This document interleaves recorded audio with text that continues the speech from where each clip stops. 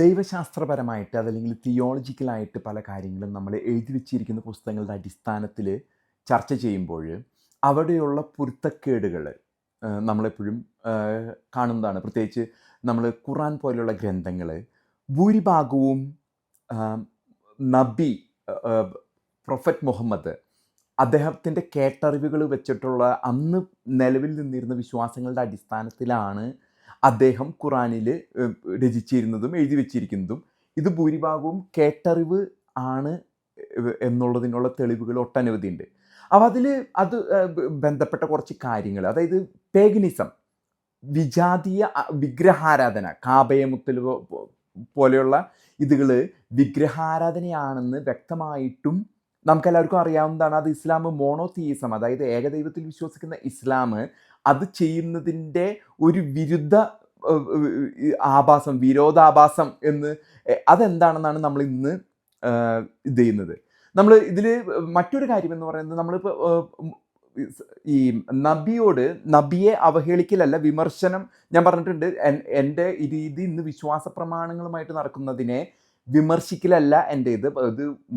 ലോകത്തിൽ 1/3 ജനവിഭാഗം വിശ്വസിച്ചു പോരുന്ന ഒരു വിശ്വാസമാണ് ഇസ്ലാം. അതവരുടെ അവകാശമാണ്. അതിലെ വിരോധാഭാസങ്ങൾ ചൂണ്ടിക്കാണിക്കുകയാണ് എൻ്റെ ലക്ഷ്യം. അതല്ലാതെ നിങ്ങളെ അവഹേളിക്കലല്ല എൻ്റെ ലക്ഷ്യമെന്ന് ആദ്യമേ പറയട്ടെ. അതായത് ഇതിൽ നമ്മൾ പറയുന്ന അലക്സാണ്ടർ ദ ഗ്രേറ്റിനെ പറ്റി, അതായത് അലക്സാണ്ടർ ദ ഗ്രേറ്റ് നമുക്കറിയാം വലിയൊരു പോരാളിയായിരുന്നു, ഒരു റൈറ്റസ്, സത്യസന്ധനായ ഒരു മനുഷ്യനായിരുന്നു എന്നാണ് വിശ്വസിച്ചിരുന്നത്.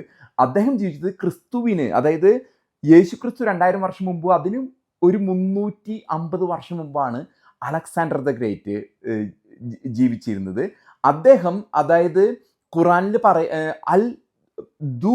അൽ ദ കർണ്യാൻ എന്നാണ് പറയുന്നത്. സൂറ 18 ഈ അൽ സുറ കാഫ് എന്ന 18-ാം അധ്യായത്തിലാണ് ഇദ്ദേഹത്തെ പറ്റി പ്രതിപാദിക്കുന്നത്, നബി പറയുന്നത് ഇദ്ദേഹത്തെ പറ്റി. നബി ജീവിച്ചത് 1400 വർഷം മുമ്പ്, അലക്സാണ്ടർ ദ ഗ്രേറ്റ് ജീവിച്ചത് 2350 വർഷം മുമ്പ്, ഇന്നത്തെ കാലത്ത് കണക്കൂട്ടുന്നത്. അപ്പം നബി പറഞ്ഞത്, അദ്ദേഹം അങ്ങേയറ്റ് പടിഞ്ഞാറ് വരെ സഞ്ചരിച്ച് സൂര്യൻ അസ്തമിക്കുന്നത് കണ്ടു എന്നാണ് നബി അലക്സാണ്ടർ ദ ഗ്രേറ്റ്. അതിനെ അൽ കർണ്യാൻ എന്നാണ് ഖുറാനിൽ പറയുന്നത് 18-ാം അധ്യായത്തിൽ. ഇനി നമ്മൾ ഏറ്റവും വിവാദമായിട്ടുള്ള, ഇന്ന് നിലനിൽക്കുന്ന ഇതിൽ വിവാദമായിട്ടുള്ള ഒരു വിഷയത്തെക്കുറിച്ചാണ് കൈകാര്യം ചെയ്യുന്നത്.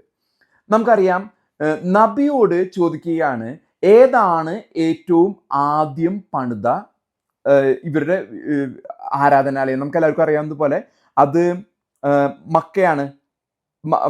ഈ 127 ഇതില് 127 ഇതിനെപ്പറ്റി പ്രതിപാദിക്കുന്നത്.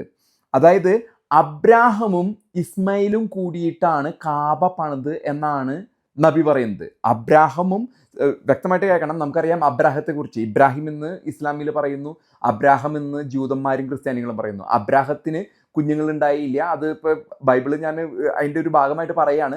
സാറയിൽ ഒരു കുട്ടിയെ ജനിക്കുക, അത് 90-100 വയസ്സൊക്കെ ആകുമ്പോഴാണ് അബ്രാഹത്തോട് ദൈവം വാഗ്ദാനം ചെയ്യുന്നത്, എനിക്ക് ഞാനൊരു കുഞ്ഞിനെ നൽകും, സാറയിൽ ഉണ്ടാകുന്നതാണ് പറഞ്ഞത്. പക്ഷേ അബ്രാഹം പുറമെ പോയി ഒരു വേശ്യയുമായിട്ട് ലൈംഗിക ബന്ധത്തിൽ ഏർപ്പെടുകയാണ്. അതിൻ്റെ പേരാണ് ഹാഗാർ. എനിക്ക് തോന്നുന്നു ഇസ്ലാമിൽ അത് ഹാജിറ എന്നാണ് പറയുന്നത് തോന്നുന്നു. ആ ഒരു ബന്ധത്തിൽ ഉണ്ടാകുന്ന കുട്ടിയാണ് ഇസ്മയിൽ. അപ്പം ദൈവം വീണ്ടും പ്രത്യക്ഷപ്പെട്ടിട്ട് പറയാണ്, ഇസ്മയിൽ അല്ല, നിന്റെ ഭാര്യയായ സാറയിൽ തന്നെ കുഞ്ഞുണ്ടാക്കും. അതാണ് അബ്രാഹം, ഇസാക്ക്, യാക്കോബ്, അങ്ങനെയുള്ള സന്തതി പരമ്പര, ഈ ജൂതന്മാരുടെയും ക്രിസ്ത്യൻ ഇതിലും ഇത്. അപ്പം ഇസ്മയിൽ ഉണ്ടായത് ഹാഗാറിലാണ് ഇസ്മയിൽ ഉണ്ടാകുന്നത്. അപ്പം ഇസ്മയിലും അബ്രാഹവും അല്ലെങ്കിൽ ഇബ്രാഹിം കൂടിയിട്ടാണ് കാബ സൃഷ്ടിച്ചതെന്നാണ് ഇത് പറയുന്നത്. നമ്മുടെ നബി ഖുറാനിൽ പറയുന്നത്. അത് 127 2-ാം അതിൻ്റെ 127-ാം അധ്യായത്തിൽ അതിൻ്റെ ചിത്രങ്ങൾ ഞാൻ ഇതിൽ പങ്കുവയ്ക്കുന്നതായിരിക്കും, അതിൻ്റെ സ്ക്രീൻഷോട്ട്സ്. അപ്പം അതിൽ നിങ്ങൾക്ക് മനസ്സിലാക്കാം, മക്കയിൽ കാബ സൃഷ്ടിക്കുന്നത് അബ്രാഹമും ഇസ്മയിലും കൂടിയിട്ടാണെന്നാണ് പറയുന്നത്. എന്നിട്ട് വീണ്ടും ചോദിക്കുന്നത്, 2-ാമത്തെ ഏറ്റവും വിശുദ്ധ സ്ഥലം ഏതാണെന്ന് ചോദിക്കുമ്പോഴാണ് ജെറുസലേമിലെ അൽ അക്സ മോസ്ക് എന്ന് പറയുന്നത്. നമുക്ക് വ്യക്തമായിട്ട് അറിയാം, അൽ അക്സ മോസ്ക് ഉണ്ടാക്കിയത് സോളമൻ രാജാവാണ്. അത് 10th century BC, അതായത് ക്രിസ്തുവിന് 1000 വർഷങ്ങൾ BC, before Christ, 10th century BC-യിലാണ് അൽ അക്സ ജെറുസലം മോസ്ക് ഉണ്ടാക്കുന്നത്.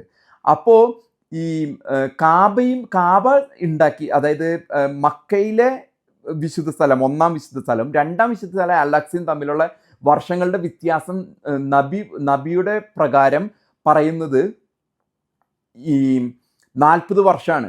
നമുക്കറിയാം സോളമൻ രാജാവ് അബ്രാഹം ജീവിച്ചതിനും 1000 വർഷം മുമ്പാണ് സോളമൻ രാജാവും ഇസ്മയിലും അതല്ലെങ്കിൽ സാറയും ഹഗാറൊക്കെ ജീവിച്ച കാലഘട്ടം. അത് കഴിഞ്ഞ് 1000 വർഷങ്ങൾക്ക് ശേഷമാണ് സോളമൻ രാജാവ് അൽ അക്സ മോസ്ക്, ഇന്ന് കാണുന്ന ജെറുസലത്തിലുള്ള അൽ അക്സ മസ്ജിദ് എന്ന് അവർ പറയുന്ന അൽ അക്സ മോസ്ക് ഇത്. അപ്പൊ 1000 വർഷത്തെ ഗ്യാപ്പ് ഉണ്ട്. അപ്പൊ നബി പറയുന്നത് പ്രകാരം 40 വർഷത്തെ ഗ്യാപ്പാണ് അതിൽ കാണുന്നുള്ളൂ. അപ്പൊ ആ ഒരു വിരുദ്ധമായിട്ടുള്ള ഇത്. ഇനി വേറൊരു കാര്യം, ഈ 3366 അൽ ബുഖാരി 3366 പറയാണ്, അതായത് ഉമർ എന്ന് പറഞ്ഞാൽ അത് ഈ മുഹമ്മദ് നബി ജീവിച്ചതിന് ശേഷമുള്ള അദ്ദേഹത്തിന്റെ പിന്തുടർച്ച അവകാശിയാണ്. ഉമർ ഈ കല്ല് മുത്തുന്ന 127 കേട്ടോ, 127 അതിന്റെ ചിത്രങ്ങളൊക്കെ ഞാൻ എന്ത് ചെയ്യും, 127 അല്ല, ഒരു മിനിറ്റ്. അപ്പൊ ഈ ഉമർ ഈ കല്ല് മുത്തുന്ന സമയത്ത് പറയുന്നത് എനിക്കറിയാം ഇതൊരു കല്ലാണെന്നും ഇത് മുത്താൻ പാടില്ല എന്നും, പക്ഷേ ഇത് ഐഡൽട്രി, വിഗ്രഹ ആരാധനയാണെന്നും പേഗനിസം, വിജാതീയർ ചെയ്യുന്നതാണെന്നും ഒക്കെ അറിയാം, എന്നാലും നബി ചെയ്തതുകൊണ്ട് ഞാനും ചെയ്യുകയാണെന്നാണ് ഉമർ പറയുന്നത്. അപ്പൊ പിന്തുടർച്ചാവകാശികൾക്ക് അറിയാം ഈ കാബ, ഈ കറുത്ത കല്ലിന് മുത്താൻ പാടില്ല, ഇത് വിഗ്രഹാരാധനയാണെന്ന് മുഹമ്മദിന്റെ പിന്തുടർച്ചാവകാശികൾക്ക് വ്യക്തമായിട്ട് അറിയാം. പക്ഷേ മുഹമ്മദ് അന്ന് പറയാണ് ഇത് ആ കാലങ്ങൾ തമ്മിലുള്ള പൊരുത്തക്കേടുകൾ നമ്മൾ മനസ്സിലാക്കണം. അതായത് ഈ കാബ സൃഷ്ടിച്ചത് ഇബ്രാഹിമും ഇസ്മയിലും, മകനായ ഇസ്മയിലും കൂടിയാണ് ഉണ്ടാക്കിയതെന്നാണ് നബി പറഞ്ഞത്. അത് 40 വർഷത്തെ വളരെ പൊരുത്തക്കേടുകൾ നമ്മൾ വ്യക്തമായിട്ട് മനസ്സിലാക്കാവുന്ന രീതിയിലുള്ള പൊരുത്തക്കേടുകളാണ് ഖുറാനിൽ നിന്നും. ഇത്തരത്തിലുള്ള ഒരു നബിയുടെ കേട്ടറിവാണ് ഖുറാനിലത്. അതാണ് അലക്സാണ്ടർ ദ ഗ്രേറ്റിനെ പറ്റി, അൽ കർണിയാനെ പറ്റിയൊക്കെ 18-ാം അധ്യായത്തിൽ എഴുതിയിരിക്കുന്നത്, പ്രതിപാദിച്ചിരിക്കുന്ന വിഷയങ്ങളൊക്കെ തെറ്റാണ്. കാരണം സൂര്യൻ അസ്തമിക്കുന്ന ഇടം വരെ അലക്സാണ്ടർ ദ ഗ്രേറ്റ് പടിഞ്ഞാറോട്ട് യാത്ര ചെയ്തിട്ടുണ്ട്. അദ്ദേഹം വലിയൊരു സംഭവമായിട്ടാണ് മുഹമ്മദ് ഖുറാനിൽ പ്രതിപാദിച്ചിരിക്കുന്നത്. അന്ന് നാളിൽ നമ്മൾ ഇതിൽ മനസ്സിലാക്കേണ്ടത്, അന്നാളിൽ വിശ്വസിച്ച് പോന്നിരുന്ന സകല തരത്തിലുള്ള പേഗൻ റിലീജിയനും മുഹമ്മദ് ഖുറാനിൽ എഴുതി വെച്ചിരിക്കുന്നു എന്ന് വേണം നമുക്കിതിലൂടെ മനസ്സിലാക്കാനായിട്ട്.